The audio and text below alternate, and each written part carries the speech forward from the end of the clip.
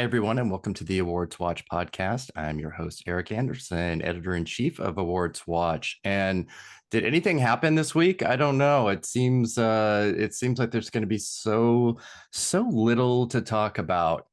Actually, not. It is really the kickoff of awards season with the Gotham's National Board Review, New York, Spirit Awards, all in a space of 3 days. And that's what we're talking about today. And of course, on this editors only podcast, I am joined by executive editor Ryan McQuade. Something has changed within me, and something is not the same. Must be award season, folks. I'm done playing by the rules of someone else's game. Yeah, because that's what Ryan is known for, playing by the rules. Hell Even yeah, even the brother. ones that I set for him. Yeah. And of course, as always, Sophia Ciminello, associate editor. Hello, Sophia. Hi guys. I'm not going to do a Wicked intro, although mine would probably be popular related. Yeah. So I'm Alphaba and Sophia's Hmm. Glinda and Eric's Yeah. Michelle Yeoh. Yeah. Madam Horrible. I'm Madam Madam Horrible, Horrible. more like it. Yeah, yeah. Woo! Oh boy, here we go. Yes, all of those have happened as of today. We're recording this on Wednesday, December 4th. So we just had National Board of Review drop its batch of crazy today. But we're going to go to Monday, which was the Gotham Awards, which also had its own uniqueness, as they often do. And as we know, this is a group of 5 journalists that vote on nominations and then 5 industry people that vote on winners. So there's no crossover in For that. each category, And for each category, right, for each Eric? category, but some have Crossover.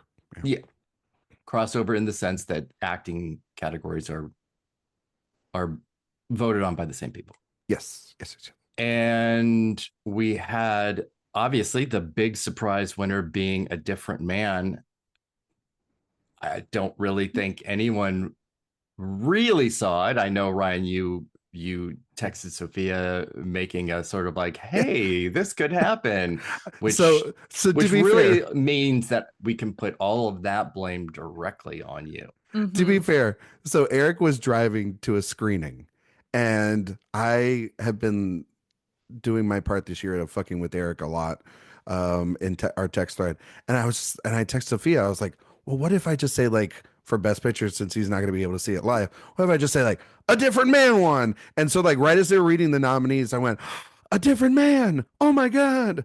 And then like the fucking thing won, and I went, "Oh shit! Hmm. It actually won!" And so that was probably the only excitement I had for that winner was a personal excitement because I think the movie's trash. But other than Oh that, no. um, you know, Gotham gonna Gotham. Wow. Okay, I wasn't really expecting it to go there, but here we are. I saw it 2 weeks ago. Not good. Yes. And the other winners, so that we can just kind of run through them and then start to talk about them. Ramel Ross won Best Director for Nickel Boys. Zaziel Jacobs won screenplay for His Three Daughters. Vera Drew won Breakthrough Director for People's Joker. And the lead and supporting performance winners both came from Sing Sing, Coleman Domingo and Clarence Macklin, while Brandon Wilson from Nickel Boys won Breakthrough Performer. And we do have a few more, but those are kind of where things were at the top, which was just also a highly unusual breakdown of Gotham winners with those pairings. And Sophia, I want to go to you. You were there that night and just want to get an idea of what the vibe was, what the response was to some of these winners, too. Yeah, so I love going to the Gotham Awards. This was my second year attending in person. Had so much fun. It is a great kickoff to award season. And what was funny about the Sing Sing acting wins in particular is that I started to have a feeling as the night went on that it could go this way. And predicting Gotham winners is always tricky because, like you said, five people decide the winners of these movies or of these categories. And when Sing Sing won the social justice tribute, they were honored with that. So before the ceremony, they announced a slate of special awards. So all of these tributes, we had Angelina Jolie getting the performer tribute.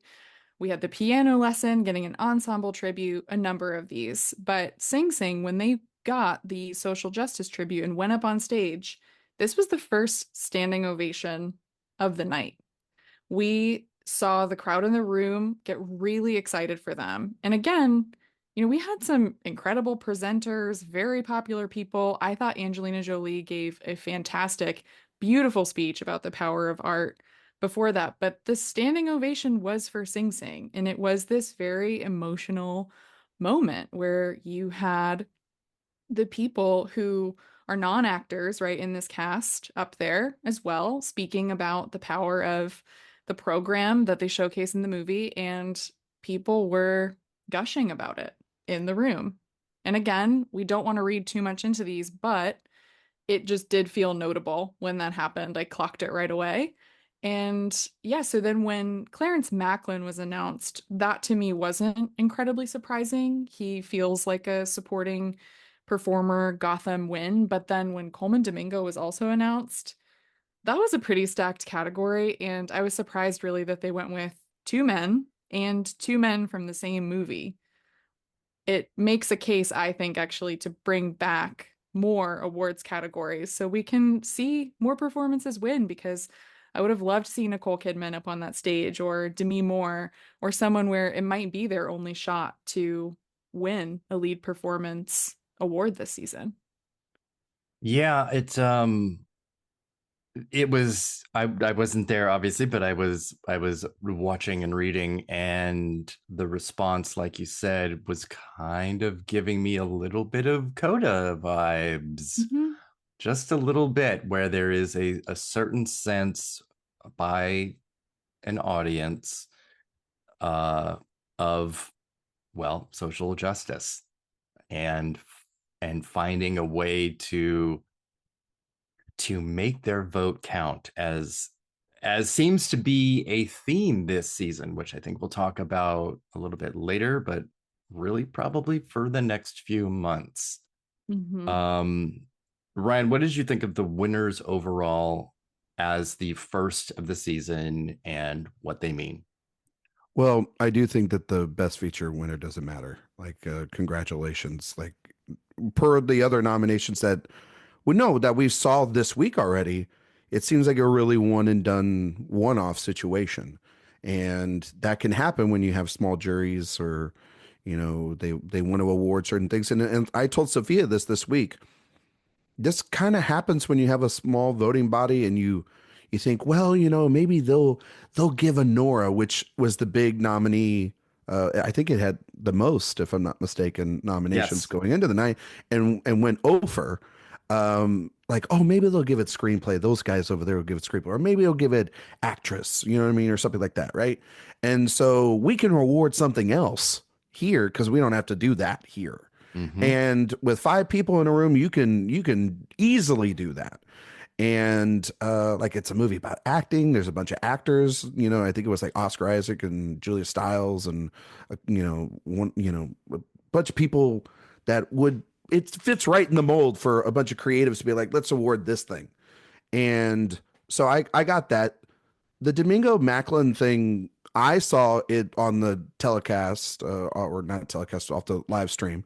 And yeah, I mean, Sophia's not lying. You didn't have to see that in the room in order to even know it, because like, I could see through the peripheral of the camera there, of seeing people stand up and applaud and cheers, and how loud it was for them. And I mean, it's the first time in the history of the Gothams that it has gone, either when they had Best Actress and Best Actor, or in these non-gender categories. It's gone in the one film, and so that's big for it. Romel Ross winning for Nickel Boys, and then obviously we'll talk about New York here in a second. Had a big couple of days, and I thought that was great. I thought the speeches were interesting. They were kind of mixed for me. It was weird. Like it was weird Mhm. seeing the entire Dune Mafia decide to get awards, even though two out of the three were for different films. Like Zendaya getting one for Challengers, which was great. Sophia, you might want to clock this or not because you were there. I don't remember her thanking Luca Guadagnino in the script in the speech. I think I she thanked did Luca. she? A lot of it It was was around Josh because he because he presented. presented her and everything. Yeah. And then obviously Denis having Jake Gyllenhaal there along with I Zendaya. gasped when I When didn't that know he happened, I was was like, there "Oh shit!" until he went on stage, and I He thought, oh, was I have like, a new person to try to Eric. I find don't know if now. you went back and watched it. He was looking good. It's that And Of haircut. We all saw that course the I did. haircut, video of Yeah, him. it's that yeah. Mhm. haircut. And then Oscar Isaac. I was feeling things that the feelings were feeling. Well, and Yeah. Oscar Isaac giving us a preview of Frankenstein up on the stage, Oh, with that hair and that with the jacket hair. that was Yeah, sort of giving Last of the Mohicans. Yeah. exactly. Yeah, I was like, you Mhm. rated Daniel Day Lewis's wardrobe, for then Don't. James Mangold to go like on and on and on for like Timothy Chalamet to give like a really like thank you and then walk off stage kind of thing, which is kind of weird. But overall, I thought that those didn't really like. I think Angelina Jolie's was the most impactful out of all those tributes. So, it was an interesting night for the Gothams. Like Yeah. like it was more interesting. Sophia, and I don't, kind of told us a little bit about people's perspectives in the room that night, Yeah. I would and love sort to of, share some of those yeah, I specifics think because I that you feel like should. that's where a lot of the interesting I was, they put us at tables with people who vote, people on these Yeah, juries, people in the industry, because these are technically industry awards in a way, right? Like there are people from the industry voting on them, even though they're small juries. And the two things that I pulled out from these conversations, a lot of the people that I talked to hadn't seen The Brutalist yet. They were telling me they were looking forward to it, but they hadn't seen it yet. And they had screenings coming up that they wanted to go to, or were telling me, when will it be out in theaters? And I was just like, why am I telling you this? But great. Glad I can spread the word on this movie. And then the second part of that was that Nickel Boys is a huge deal to directors. Talking to filmmakers there, and I won't name who, I asked, what did you like this year? And when I said Nickel Boys, the gushing that they would do specifically over the direction, and what I heard from a few people was, we were so excited to see something new, or I've never seen something like this before. We were excited that like Ramel Ross is advancing cinema. They were talking about it in a way that I thought was really exciting and very cool. Like as someone who loves the movie and loves his direction and the choices that he makes, it was really cool to hear that people weren't turned off by that. Didn't see it as a gimmick or anything like that, quite the opposite. So, wanted to share those two pieces for sure. I love that because I think a word that has kind of run its course but still seems to get used a lot is accessibility, Mhm. that people want to attach a movie to in terms of how voters are going to react to it. And when Nickel Boys came out originally and the reveal of the POV format for it was talked about, there were a handful, I'll just say, of people that felt like, well, that's not going to make it a very accessible film then. And, Mhm. sometimes you just have to step back and let real voters have something to say, because it's them that make the choices. I did find maybe the most fascinating thing about the double Sing Sing win on top of the tribute that it got was that it wasn't even nominated for feature.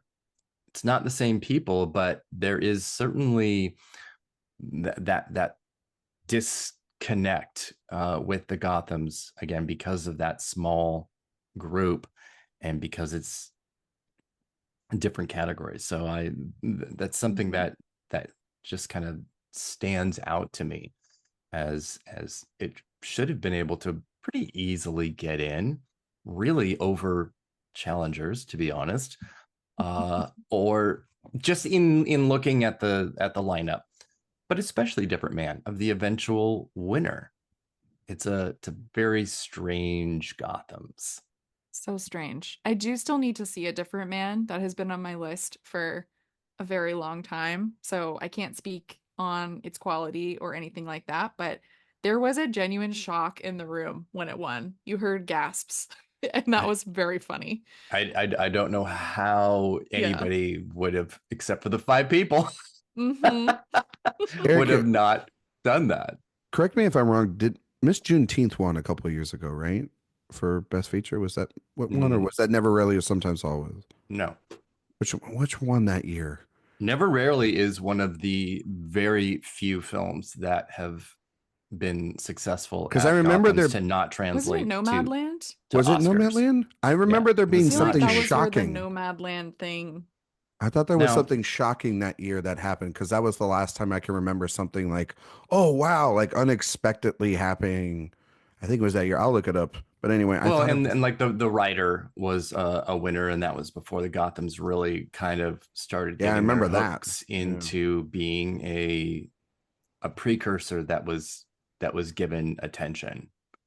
It was Nicole Beharie who won for Best Actress. Yeah. Over Frances McDormand and Carrie Coon. But yes, Nomadland did win that. Yeah. And there's a handful of those kind of things. It didn't feel really so much this year. I don't think Domingo or Macklin are by any stretch of the imagination out there winners. So it's but I also agree, I would like more categories here. I would like more categories, acting categories.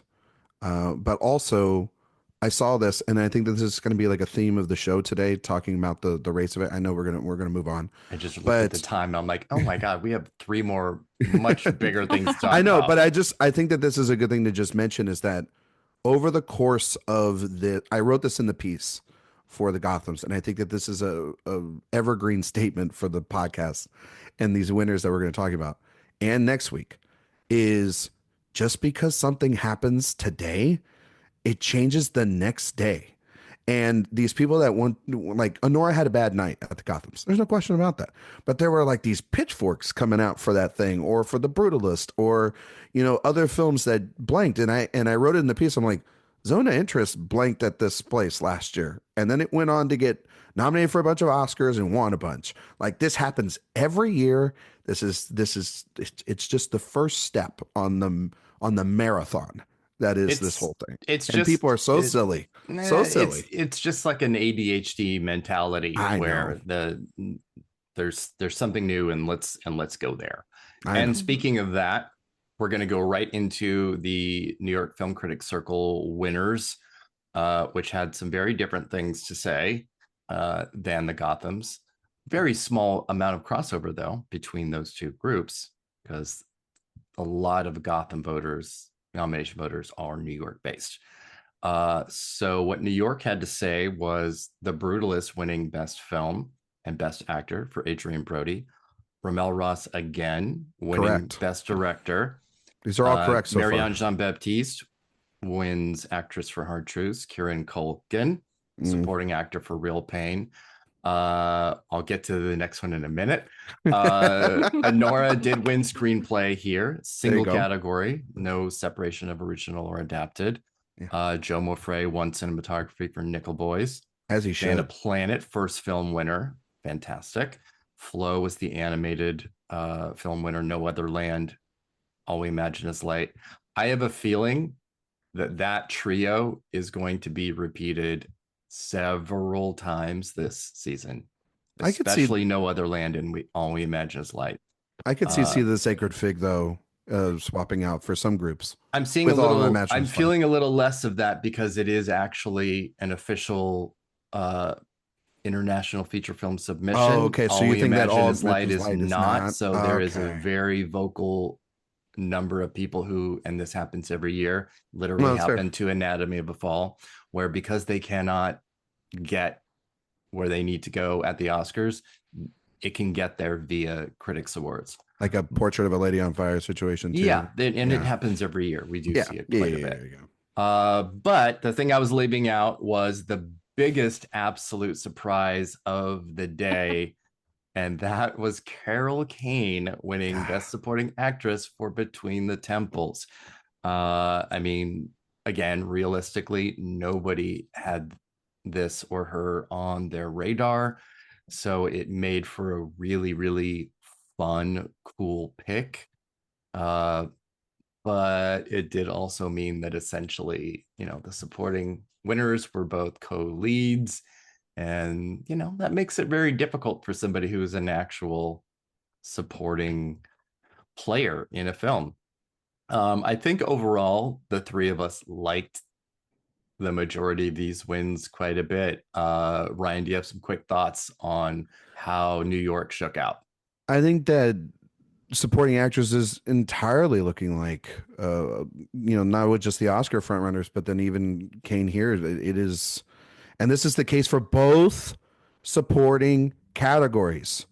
I want to repeat that so that maybe anybody that writes for the trades or something can get it through their thick head.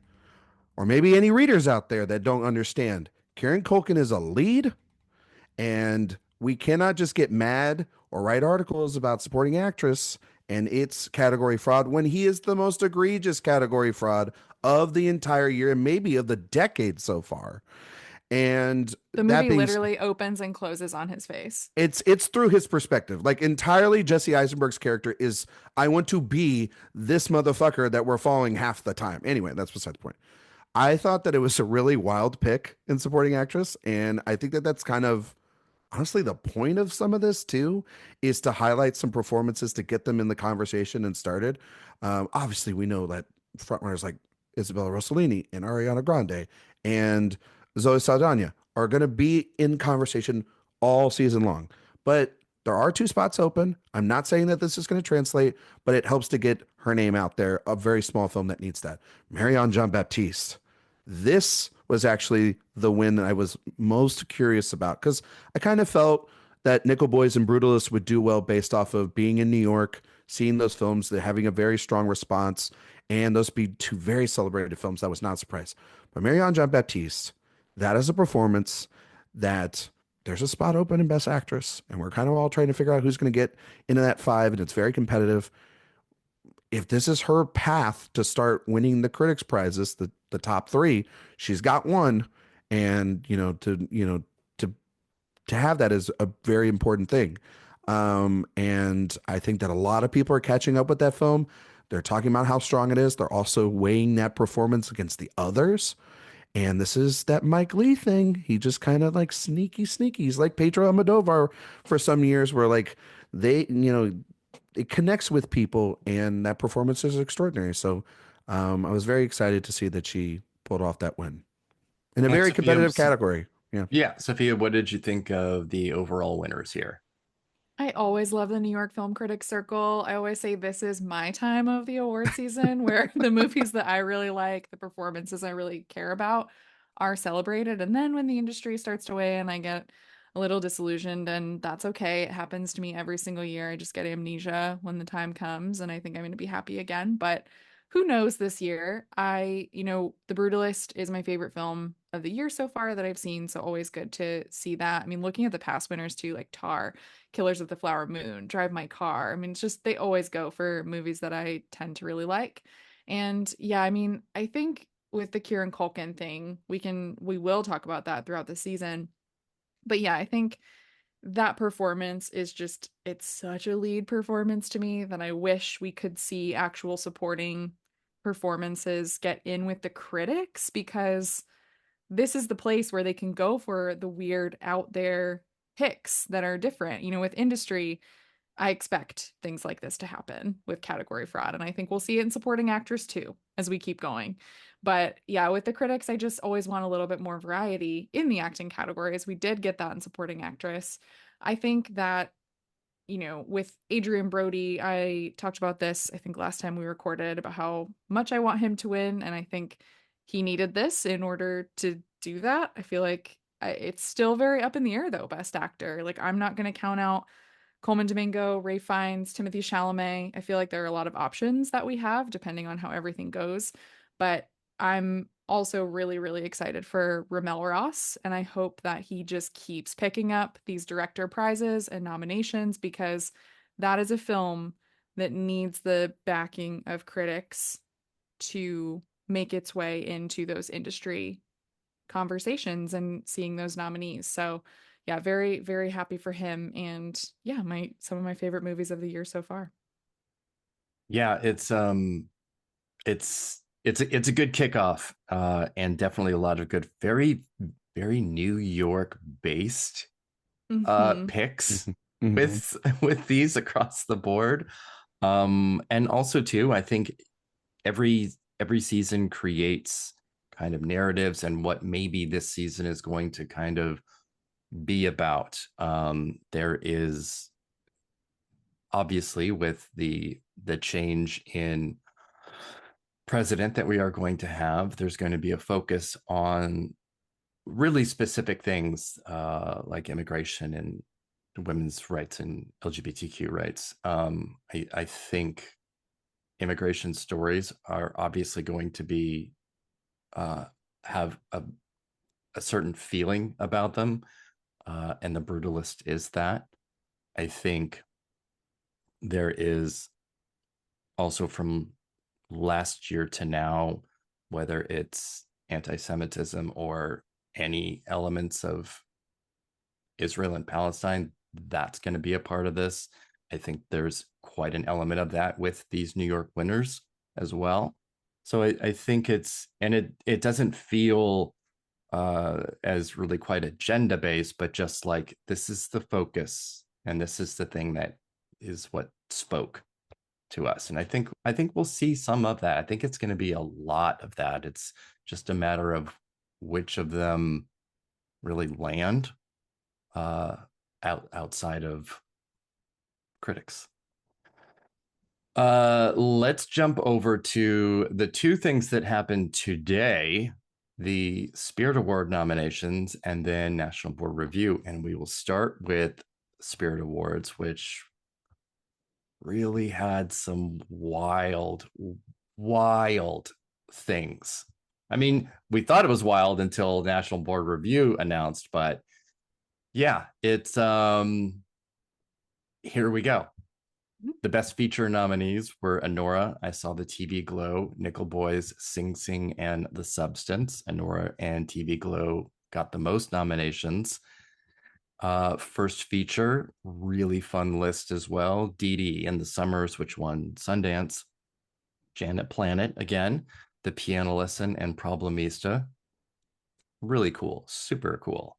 Then we get into Best Director, which starts to go, oh, okay, this is a little different. Little Spirit Awards, but a little different.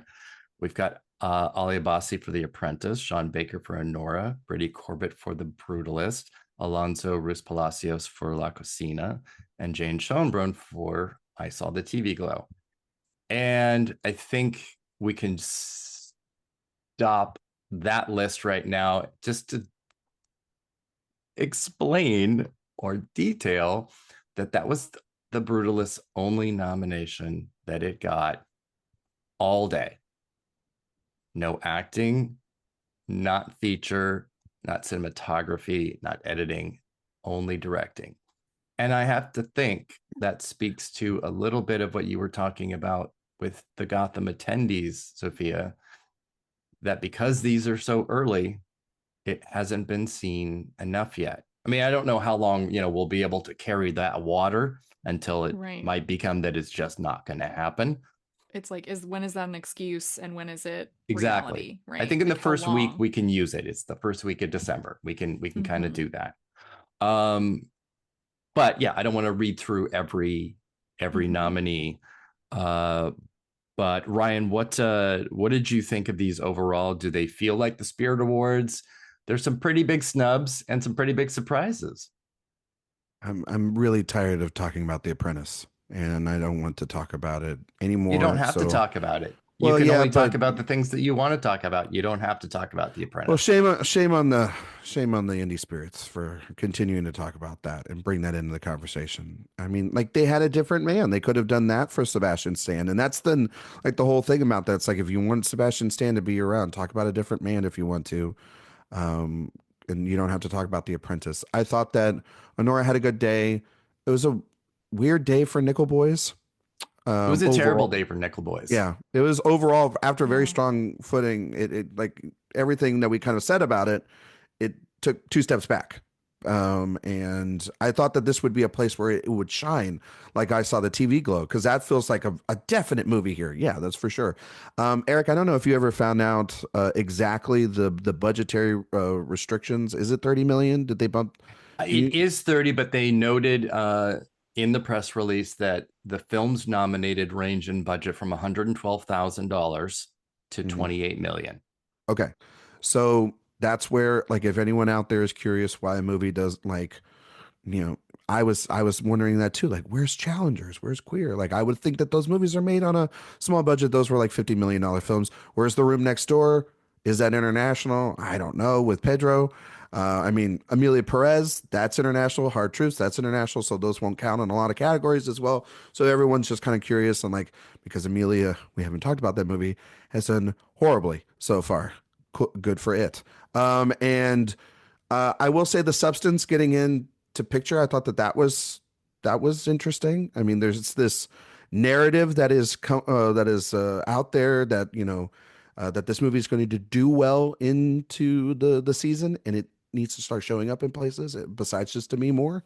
And so that was good to see. But the Brutalist, just go back to that point. It had a horrible day. I want to, I don't want It's to get, brutal out here. it's brutal out here. Truly. I will say this. Sorry. There's, no, it's okay. There's, I think two thoughts of it. When I was at Middleburg, this was the movie that had a lot of people divided. Some people love it, some people don't. And it reminds me a lot of Tar and the conversations like that.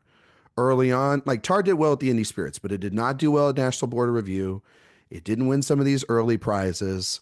It did do well at New York, just like The Brutalist did. And I think that we might be looking at a similar situation with The Brutalist, where that's a movie that they ultimately respect. Does it ultimately end up being winners? We'd have to remain and see. It's a long season. Or it, which would be very weird. It would, because of the way in which it's been screened multiple times out the yin yang and everything by A24. They've been pushing the screeners out. CCA just got their screeners this week for it, right in time for voting. So we'll see how that goes. But then also the momentum of Sing Sing, that might push the Brutalist aside if they see that Sing Sing is the audience fan favorite that we kind of weirdly thought about and talked about at the beginning of the season. So that was the thing that I thought about the most today, was the Brutalist's place in all of this, and how that place, it really can't run two movies at the same time. They really can't walk and chew bubblegum sometimes. And so because Sing Sing got in and not the Brutalist. So, and how Adrian Brody has missed this and didn't win Gotham when it's the performance of the year is goddamn baffling. So, Well, yeah. I mean, we have to be able to look at things with a little less personal bias and passion, because yes, while it might be your favorite of the year, it's you have to be able to remove yourself from That is that true. to, No, to Eric, look that's to look true. at these, But of, because of these all, the Spirit nominations are overall, they're very Spirit based. Look at the cinematography and editing. Those Janet Planet. they're full of like, how did this miss? How did this miss? And why is this in here? I mean, why is The Fire Inside nominated for cinematography? that's the thing. That's a little different kind of Spirit Awards Yeah. different. Whereas something like La Cucina or Janet Planet actually make a whole lot of sense as Spirit No, they do. nominees here.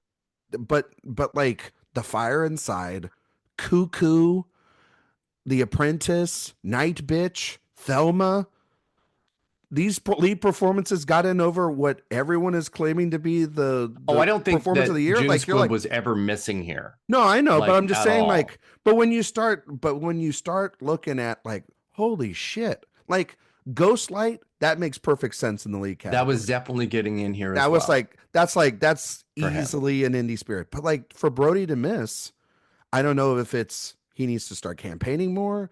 I don't know if they need to start the Q&As. They're starting to do interviews and stuff. Like, we'll see. Well, I think He was at the Gothams that night, if I'm not mistaken, right? what we've He seen was a there, yeah. little bit of is that some of these late breakers are struggling, Yeah, which includes the brutalist. yeah, And if we're gonna talk about, Demi Moore and the substance and what that narrative comeback is, look who's missing from this list. It's Pamela Anderson, yeah.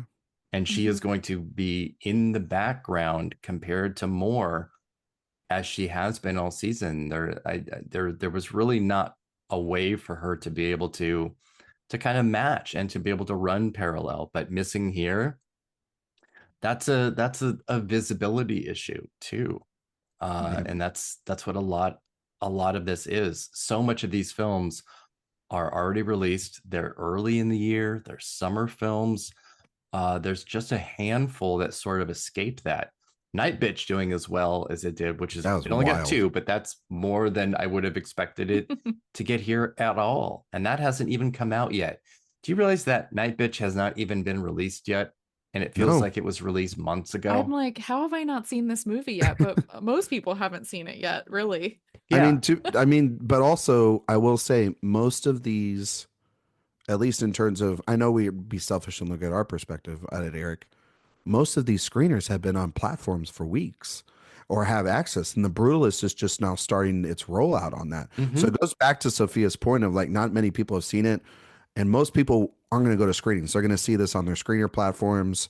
Sadly, I mean, you should see that movie on the big screen, but like, point standing, like that's how, I mean, one of the first screeners that was sent out was Night Bitch. The neon box set is out there, and with Hunter Schafer, like, what I mean, like it Well, and I think it pays to get that stuff out. You know that what I speaks mean? directly to New Yeah, York responding to it and giving it wins because that accessibility was there yeah, versus Yeah. this. yeah. And I think that would happen. It's going to happen with a film like this or Room Next Door, which doesn't even, release really nationally Till until January. mid-January. Yeah, So these regional groups are not going to see these things in time. So we're going to see a move from probably New York and LA picks because of that. yeah. Yeah. I think like looking at the Spirit nominations though, there are a lot that I'm happy with. Like if we put the weirdness aside for a minute, like I loved I Saw the TV Glow and Janet Hmm. Planet, two of my favorite movies this year. The feature nominees, I mean, I'm not a big fan of Sing Sing, but the feature nominees for the most part I think are pretty great. And the interesting thing with Sing Sing, so when I did my early Oscar predictions back like June maybe at this point, Sing Sing was my predicted winner. And then as time started to pass, I thought, oh, that was probably a silly prediction. What happened to this movie?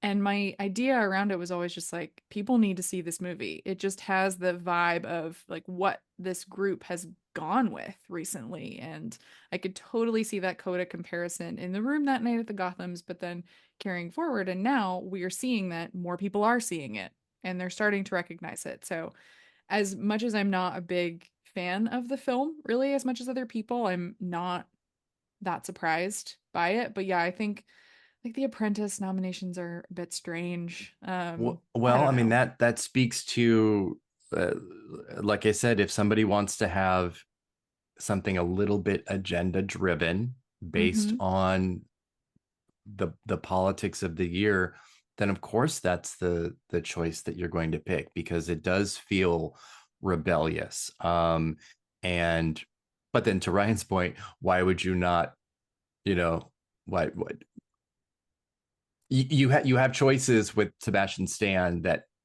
might fit a little better. But this was a choice.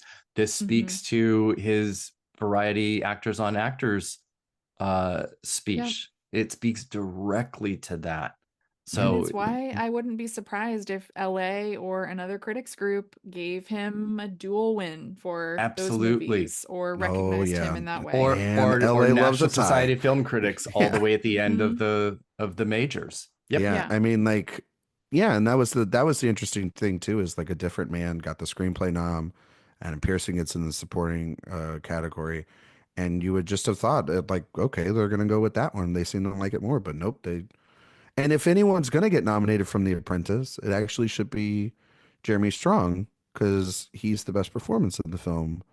And yeah, they I don't know. It was weird. It was that's the thing. It's very weird, but no, I hope that I saw the TV Glow, which is a phenomenal film.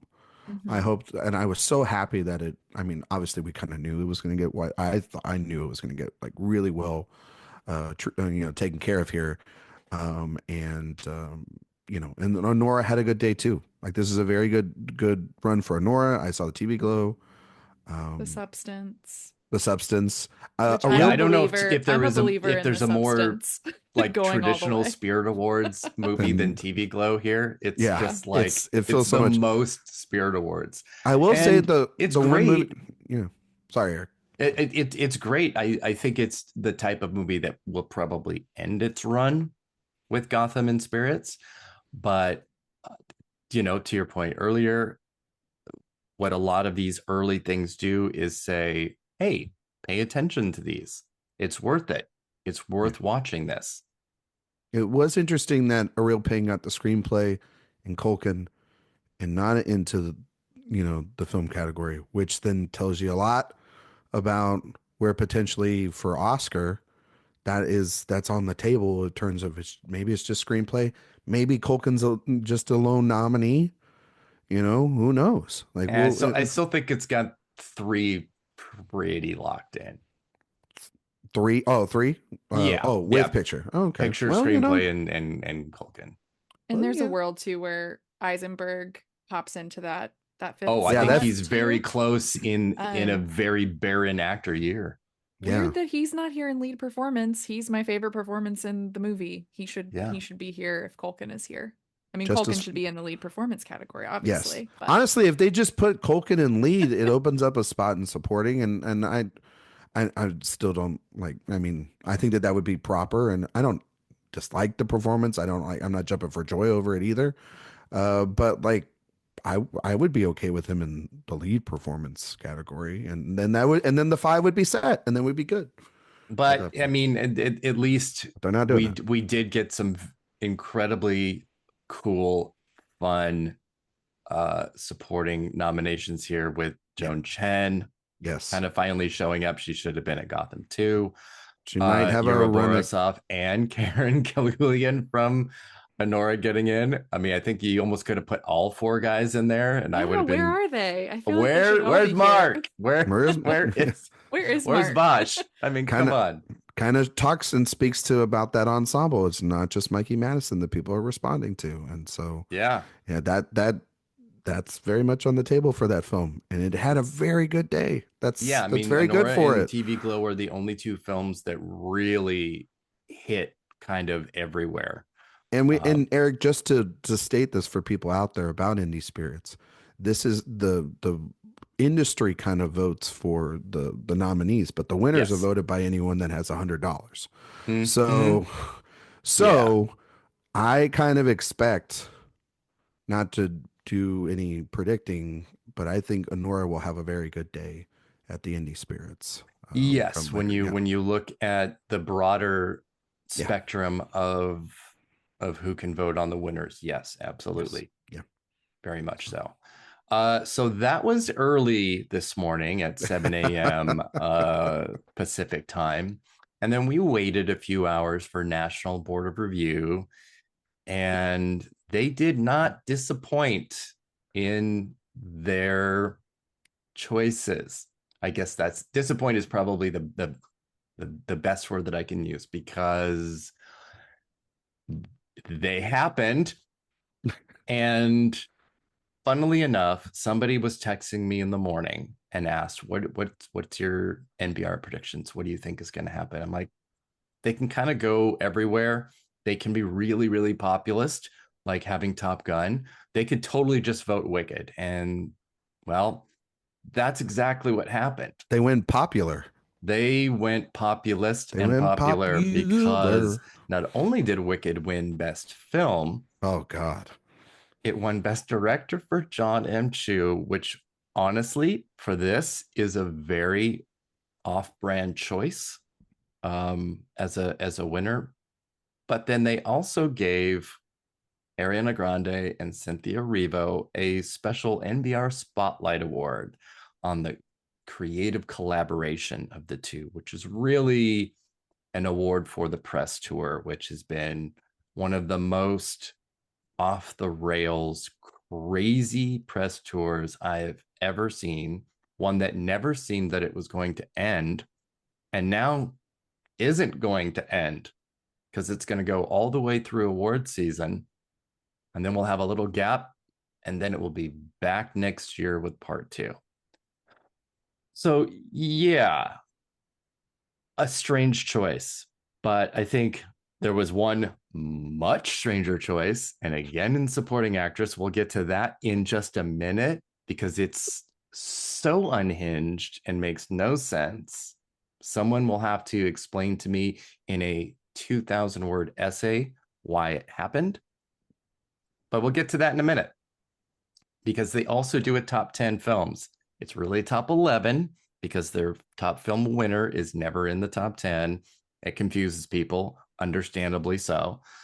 But we have Anora, Baby Girl, A Complete Unknown, Conclave, Furiosa, A Mad Max Saga, Gladiator 2, Juror Number 2, Queer, a Real Pain, and Sing Sing.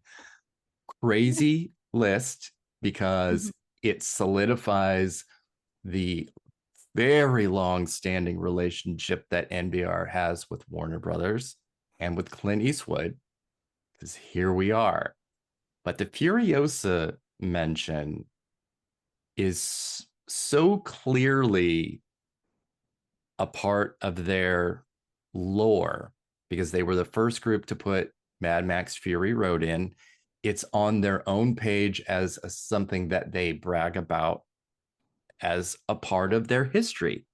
So honestly, it being in here isn't really a surprise. I just thought the audacity was quite a bit. But I've been talking for a little while. So Sophia, tell me what you think about this. And let's save supporting actress for a minute.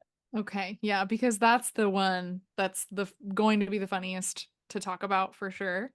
But yeah, I mean, these really threw me for a loop, but NBR, they're gonna NBR.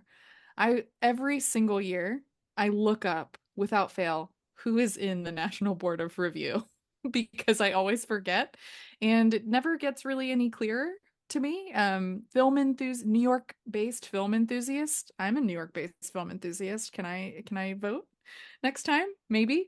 But no, it's always just a journey to see what the top 10 are. But I mean, compared to past years, like we'll have one or two, maybe three that don't carry over to Oscar that feel like a little bit of outside picks. But this year, it just shows you how unpredictable really everything is. I think the weirdest one for me was Dune Part 2 missing. That felt bonkers, like out there because, again, like you said, relationship with Warner Brothers. They love populist films. That to me it would have made sense for that to get best film and best director from this group in some ways. But the fact that Wicked did, I still think makes a lot of sense. That was where I was thinking they might go. And the John M. Chu pick for director, it it's odd, but they do sometimes like to pair best film and best director. If you see that in the past, like they'll give it to, like they did Licorice Pizza and PTA, they did Killers of Sure. the Flower Moon and Scorsese. So it feels very much like it's a kind of a joint thing they go for sometimes. So I'm thinking of that there. But yeah, I mean, Wicked has totally taken the season by storm. This is the movie that, everyone in my life who doesn't cover film has been talking about, has been asking me if I've seen. And it does feel right like a pick for them. But, you know, I think if we look at all of the categories and just historically, the NBR awards aren't necessarily things you want to win if you want to win the Oscar. So there isn't always a lot of crossover. So this to me could just be something where this is the place it wins. But I do wonder if it eclipses Emilia Perez as the big musical in the race, or if those are just two different things that have very different voting interests and passions behind them, because that's also not here. Yeah, it's very much not here, but I mean, I think those two films provide very different approaches and probably have different voting fan bases and Yeah, not a I think whole so lot of too. crossover. But Yeah. Ryan, what'd you think of these? And again, we're going to save supporting actress for We'll a save. minute. Oh, we'll save it. All right. So to Sophia's point, I did the research. So for the last 5 years, last year they only actually did have 10 films in, which was weird. They didn't have a top 11 last year, and 3 out of the 10 were not nominated for Best Picture. In 2022, it was 5 out of 11. In 2021, it was 3 out of 11. In 2020, it was 6 out of 11. That also, to Sophia's point about Scorsese for Killers of the Flower Moon winning director, and also for Licorice Pizza with Paul Thomas Anderson, that was also The Five Bloods and Spike Lee, who didn't even sniff getting Oscar nominations, and 5 out of 11 in 2019. Now, to the point of 2023, 2022, 21, and 19, that was Martin Scorsese, that was Steven Spielberg for The Fablemans, that was Paul Thomas Anderson for Licorice Pizza, and in 2019, the winner was Quentin Tarantino for Once Upon a Time in Hollywood. The connection to all of those is not only just being auteurs and great movies, but also they were all nominated for Best Director. And that is something to consider. It's a pro and a con against Wicked. Now, I don't know if John M. Chu is nearly to the visual artistry and snubbery of Spike Lee, but time will only tell throughout the season, folks. I think also when you look at the actors, the acting races, because I mean, we're not going to talk about supporting actress. So I'll leave that off for a second. But over the last 5 years, there's only been one time where two winners crossed over to Oscars. That was back in 2019. It was Brad Pitt and Renee Zellweger, and Renee Zellweger was winning everything. I think that, to Erik's point, and he's been trying to get me on this train of thought for a while, that Kieran Culkin of these actors winners feels the most likely to win and be the Oscar winner for that category, which is also frustrating because, again, he's a lead. The 10 itself is the most pull out of a hat 10 that the NBR always fucking does. We throw 20 films in there, let's grab 11. And Honora getting in there, Conclave, which was a film that was eligible at Indie Spirits at a $20 million budget, so it was eligible, blank there. So I want to put that on the record for all those people out there. It's done well at the box office. It could have and should have probably shown up there to help its case. Oh yeah, I mean, like we Silver Linings comparable. Silver Linings Playbook showed up there. Like I'm telling you, like populist films like there have shown up there before. Oscar crossover happens a ton of the time over with Indie Spirit, so there is that. But a lot of late breakers. You have Wicked winning. Gladiator 2 is nominated. A Complete Unknown getting in here as well. Queer. These are all late breakers. Baby Girl as well. And those are two A24 films. And A24 actually does always really well at NBR as well. So that's why The Brutalist not showing up here is a bit interesting as well. Mm-hmm. Queer showing up here was, honestly, I was quite shocked by that. Showing up in the top 10, an absolute and winning actor was Daniel Craig. And then Daniel Craig. Yeah, because if anything, I thought, no, National Board Review, this is where Timothée Chalamet is going to win. Sure. And they didn't go for that. But the Furiosa Juror number two thing is fascinating. Eric said everything I needed to say about Furiosa. Also, it's just a better movie than Dune Part Two, but that's another conversation for another time. And and Dune having a really just bad. I feel like this feels very Return of Two Towers, right? Where the second film is going or Way of Water, where the second movie gets a bunch of texts. It doesn't get stuff, above the line, except maybe it squeaks out a picture nom, and it's like in the 6 to 10 range, right? But Juror number two, a movie that Zaslav himself condemned to hell, wouldn't put in theaters, is now the number one movie on iTunes. And this like buddy relationship with Clint Eastwood. I'm not saying that it's going to be anything in this race, but that movie is, it's just funny to me, the existence of what that movie is, because a couple of months ago we did think, after a great trailer and before its AFI premiere, we're like, why don't they push this thing? And they reluctantly put it on their FYC page. I just find the whole fucking thing funny. I think it's so stupid. But Wicked has been a movie that has done really well, and it has the passion for the moment.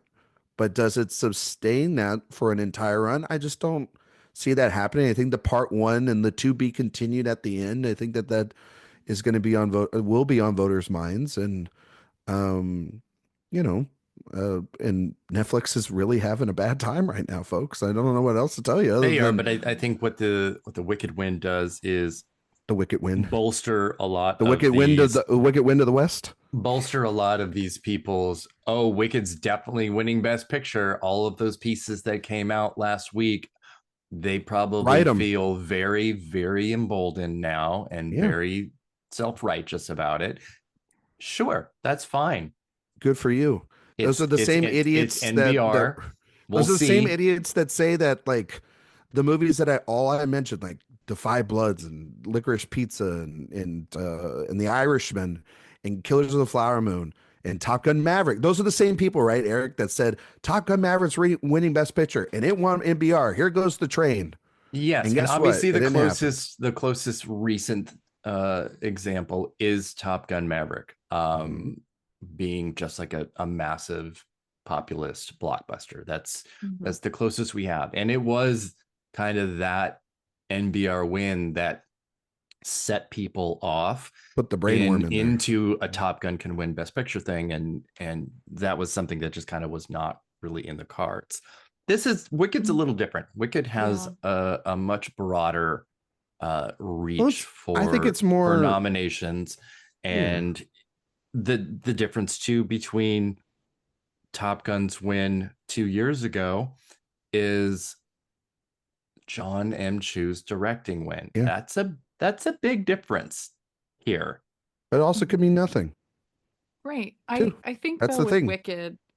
With Wicked, one of the things to consider, and I'm not predicting it to win Best Picture or anything like that, but it has two things I think that are really important that I will look for when I'm predicting or thinking about a movie's place in the race is genuine passion for the film. That's there for Wicked. We know that.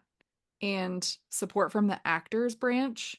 I can just see this movie playing very well with the actors and getting Cynthia Erivo, Ariana Grande, possibly Jonathan Bailey, and an ensemble nomination. And then that's proof right there that they really do love it. So those things are sticking out to me. But I try to just laugh about National Board of Review and not take it too seriously. But there are some signs that people really love Wicked. Yeah, I mean, I think that, Wicked has it has passion behind it. People love it. I mean, obviously it has a very strong. I thought you were going to say, obviously I don't. No, well, I mean, I don't. The movie looks like shit. But it's, from its standpoint, it has passion, not just from the fans of the musical, and everybody loves that. It has a pop star group base that absolutely is going to push for it. And if you say anything bad, I mean, just go look at a timeline. But also, it has passion for it, and people are going to go see it, and people are going to line up for Q&As and stuff. And there's stuff, everything that those girls are doing in terms of like to Eric's point, in terms of interviews, it's gone viral. I mean, we've all been holding space for him this week, so that's great. It's like all that stuff. It starts adding up, and it can add up into being something that does get a bunch of noms. But does it have to be a winner? I don't know. I mean, Top Gun Maverick wasn't a big winner. Barbie wasn't a big winner, and they went for Oppenheimer last year, which, yes, was a very popular film, but it's very much a movie more in their wheelhouse to award.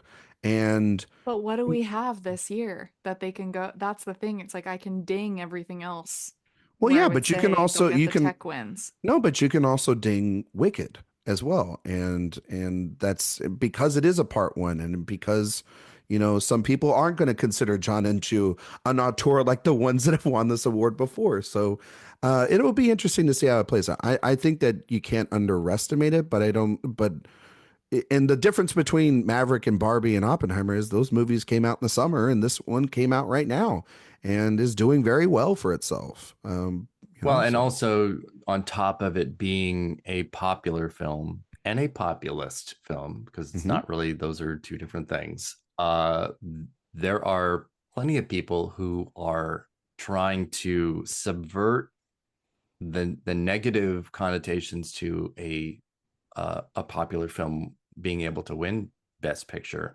by underwriting that the movie is a huge cry against fascism, and that is what's happening right now. So that's we're about to enter a Some season think pieces, of baby. narratives that we haven't really seen before. It's going to be pretty spectacularly Yeah. wild. When I go to Wicked, I Because think about fascism. almost You every know what I mean? film is going to have an anchor in one of those elements this year that we of issues and subjects that we want to talk about, that we're concerned about, that again the political landscape has put us into, and there are already pieces of about Wicked being able to be that film as well. And if that happens, if that connection happens, then yeah, of course it can win. It can Yeah. absolutely win, because then it has every base covered. Yeah. It'll But be interesting. let's move on from that and talk about and talk about the supporting actress winner, because it's been a supporting actress kind of week. And it's obviously very strange to be closing with this NBR win, but it is really, really out there. And if you are listening to this, you probably already know by now that the supporting actress winner from the National Board of Review was Elle Fanning for A Complete Unknown. Ryan has seen it. I have seen it. This win makes absolutely no sense at all in any way. She's not even the best supporting actress in her own movie. This is I can't make sense of it. I've been trying to all morning. I don't know what the connection would be, especially in this year. I think it really makes for what's clearly a much more open category than maybe we were thinking of before. Mhm. But yes, Monica Barbaro, who's playing Joan Baez in the film, which comes out on Christmas, is wonderful. She has a dozen live performances using her own vocals. It's a With Chalamet. with Chalamet also doing his own vocals. It's the thing Yeah. that makes this movie such a step above a musical biopic. Um, so to single out Fanning, who in I would put her below Scoot McNairy in terms of McNairy performance. And Scoot plays Woody McNairy Guthrie on a doesn't have a stroke. single word to speak because he's Because Woody. playing Woody Guthrie with a stroke. Yeah. I would Oh put her God. below Scoot McNairy. Well, this is why I just thought, and again, I see the film next week. this just to me from the beginning, I thought they're gonna like A Complete Unknown, and this is where Timothy Chalamet starts winning. Like that made sense to me. But then to learn that we also have another supporting actress performance that where the actress has more to do. That's even Or that's even crazy. or even if they wanted to go in supporting actor and get away from the Culkin train just for a little bit and go Norton, because he has a bunch of scenes in this film too, and he's there all the way till the end, and he has a good through line for his character. Um, yeah, it's the most bonkers win of the season. It makes no goddamn sense. I just saw the film I last kind night, of love it. and Oh, um, I love the craziness of it. To yeah, Yeah. be it's clear, insane. It's insane. It's it almost okay. It almost feels as if people are trying not to give it to the front runner than like the front runners at this point. Like it feels like we already did the Wicked thing, and we're not really invested in Amelia Perez. So, and they didn't, I mean, they gave Conclave the ensemble, so they didn't need to give it to Isabel Rossellini. So again, it feels like a name out of a fucking hat from one of the films nominated from Best Picture and for their Best Picture, Best Film, and it's the most random one you could pick. And I don't.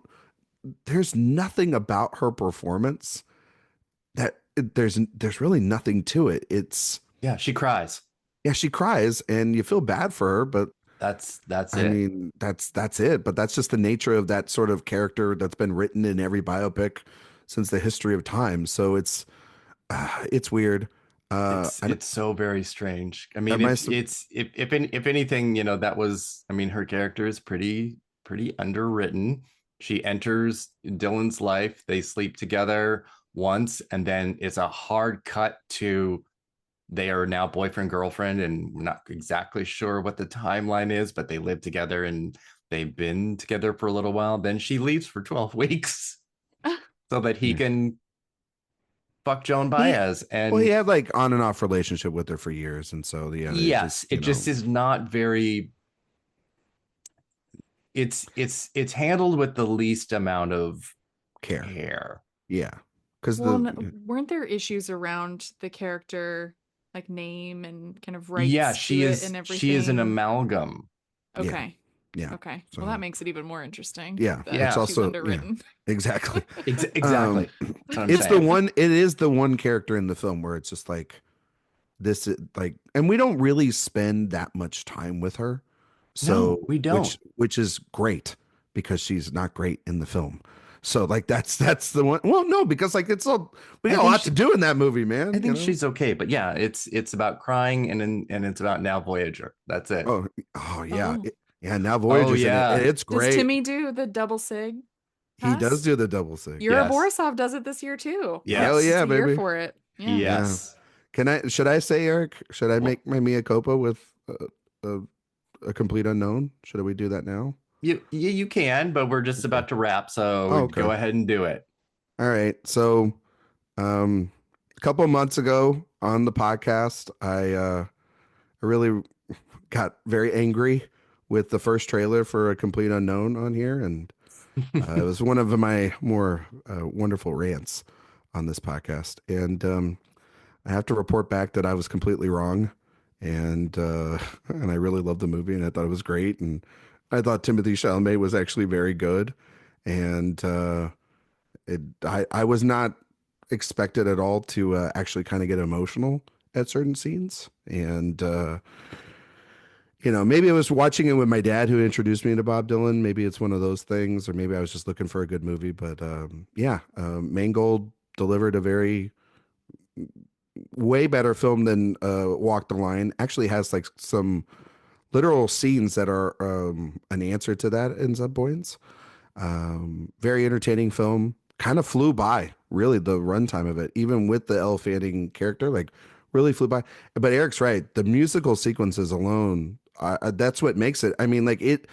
If you guys are all thinking this is going to be the next Bohemian Rhapsody or one of those, or like Respect or one of these bad biopics, I want to dance with somebody or whatever. It is not that. It's Chalamet does a fantastic job of embodying Bob Dylan, and yeah, the musical performances. There's like at least 30 in this movie, and they're they get better. It gets better and better and better as it builds up to Newport at the end. So, which is a great sequence. So, Yeah, yeah, it's really something. It was a bit of a surprise in the the best way olds are gonna love possible.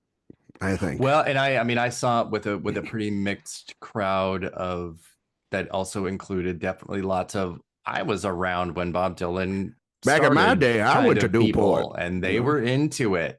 yeah. And those are the people that you have to Hmm. get through uh the most It could be a is little the hit. people that Yeah. that feel like that they know this person and that kid is not this person, but no, they were into it. Norton's good. Barbaro's very good, Mm-hmm. and she's great in scenes with him. So again, makes this win stupid because she's right there to award. It makes no Yeah, sense. it's very good movie. Yeah. Yeah, Anyway, I liked sort it a of lot. a impromptu, quickie, There you go. complete Go unknown see it. review closing this. I think we were going to close with just the general state of the race, but I think with each section of the conversation, we really did that. And especially at the end with NBR and kind of looking at where Wicked was. But uh, I would like maybe some final thoughts from each of you about other films, about where other things might lie, because yeah, we have something like Conclave or Amelia Perez that what is it exactly they are doing in this race now, because it's really not much. Again, first week, very very beginning of this. I still feel that those two films should be able to do well as we get to the We industry have section Globes next week. of Mhm. the of award season, because when I do talk to people, those are the two films that have an enormous amount of support. And if you only kind of exist in a bubble of uh, I hate Amelia Perez, and that's the online like words that you get back, then you're going to kind of feel that way. And there's a lot of that on social media about people that really don't like it. And it's low letterbox scores and all of these things.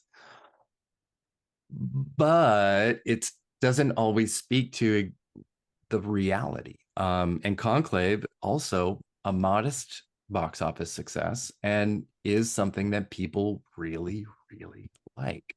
So where are these two in the upcoming weeks? What do you think, Sophia?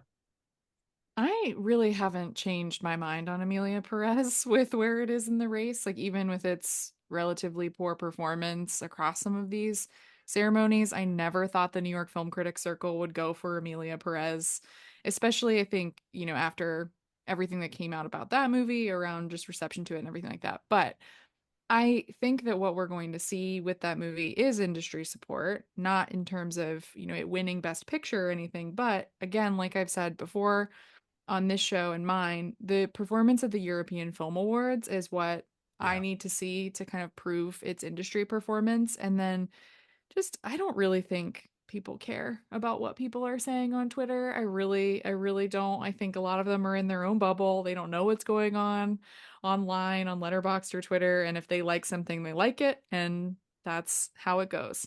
So I think with Amelia Perez, we'll see that probably come through really at the Globes. I'm really curious to see and then if Zoe Saldana does start winning, because she was someone throughout the season I thought would just start sweeping kind of early. So odd that she hasn't, and that they went with Elle Fanning at NBR, but I think that's where I see that film. And then Conclave too. I don't I yeah, I understand it is funny to imagine it at the Independent Spirit Awards and knowing that it did qualify, like that I get, but I also just think like this is a movie that's going to really come up once we get to the guilds and those industry ceremonies because of its broad appeal and how much people like it. So I think they're both very much still in it. Yeah. Ryan, what do you think? I mean, I of those two and of like anything outside of what Yeah, we've I talked mean, about. no, I know. I think that we've talked a lot about the late breakers, like Wicked and Gladiator 2, That's still an and interesting one to me, it's a very honestly. still Gladiator interesting 2. one. It'll be interesting to see how Globes and Critics' Choice react to that film. if it is Denzel and Tex, or does that make it into picture lineups and stuff for that film? Where does Dune go from here? Dune seems to, like, the stock's very low. I'm sorry, but like, we are at the start of this, and Netflix has had stronger films before. This, I do think that the only film that has hit so far is his Three Daughters, outside of like a tribute for Maria. And I think that it is troubling that you don't have critical support at all for your best picture frontrunner there. I think that that's a huge red flag for it.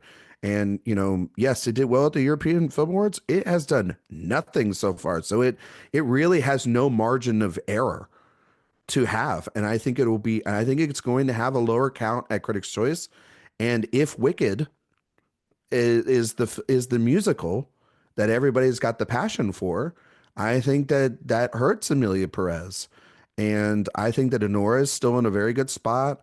I think The Brutalist needs to start picking up a little. It'll start picking up critics probably prizes and things to come. So it's definitely in the race. But I think the film that has done the best so far, and is the one that Sophia probably shouldn't have, like, she was going back and forth on it, but had the, you know, the inkling, and I kind of had it as well back in August, is, and and we saw the passion for it, Eric, last year or the year before, I guess, at TIFF, is Sing Sing. Mm-hmm. If they can get people in a room, talk to those people, it goes back to the stuff last year with Oppenheimer and Coda and Everything Everywhere All at Once.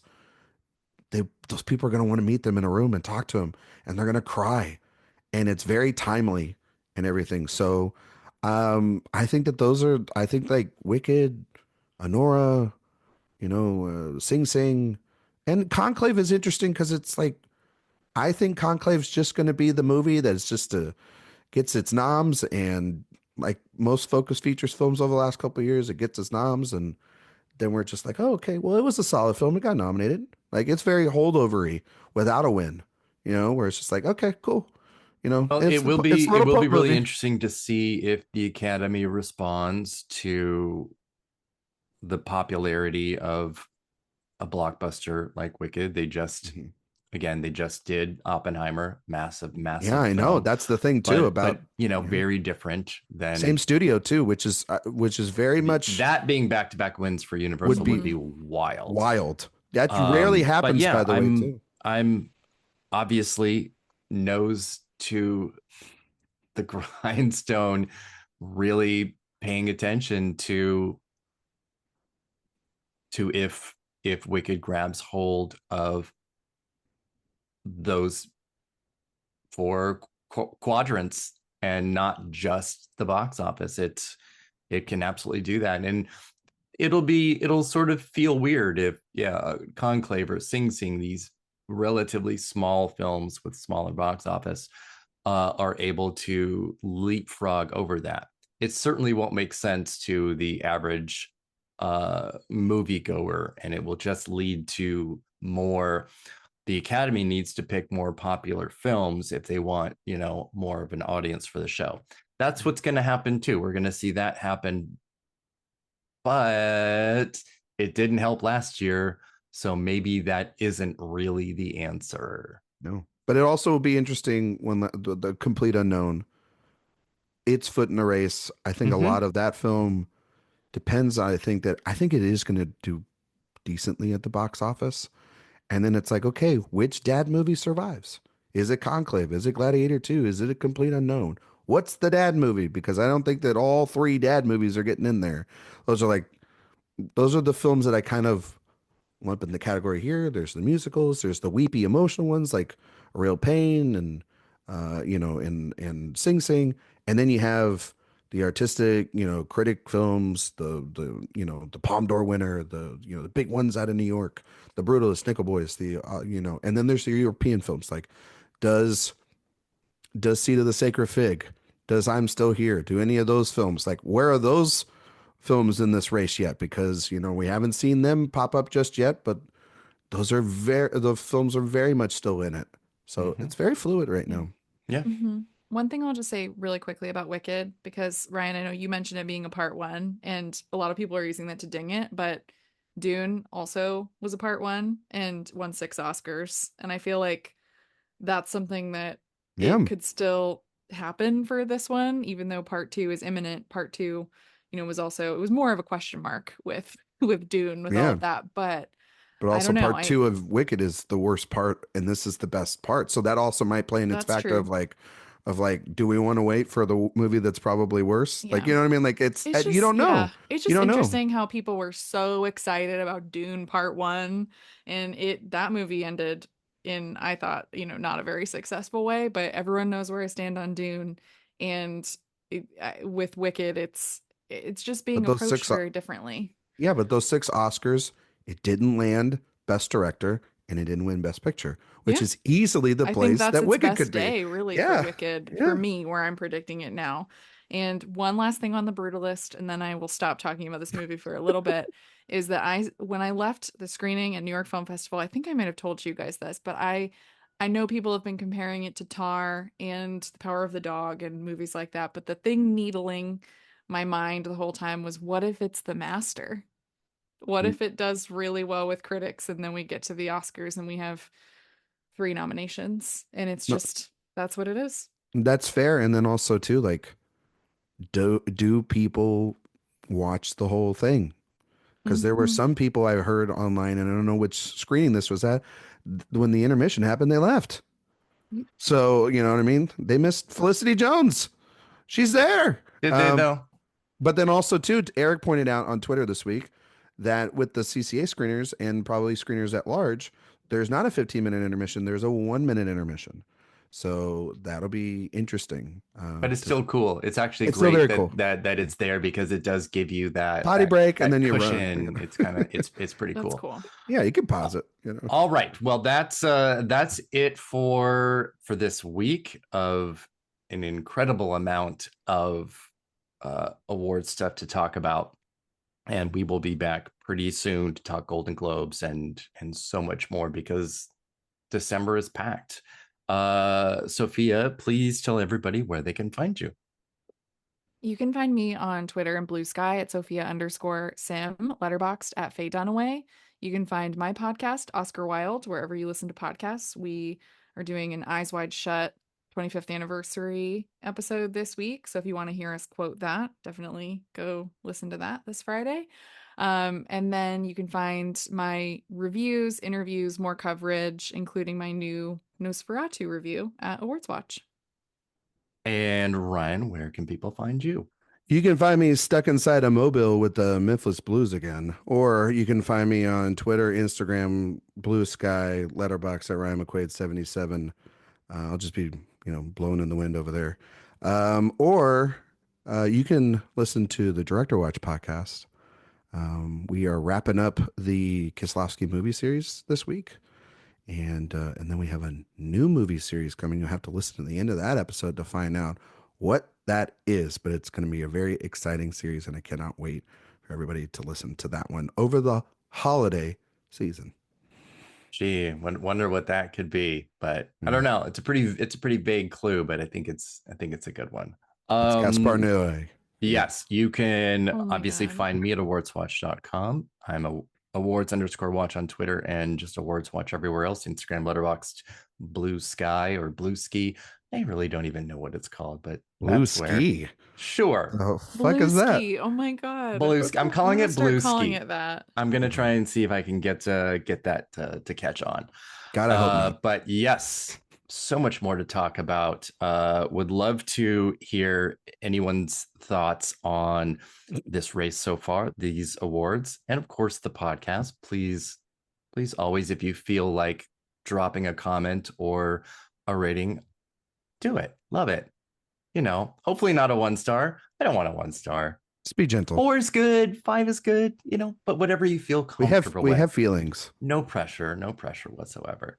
But yes, thanks everybody for listening. Bye-bye.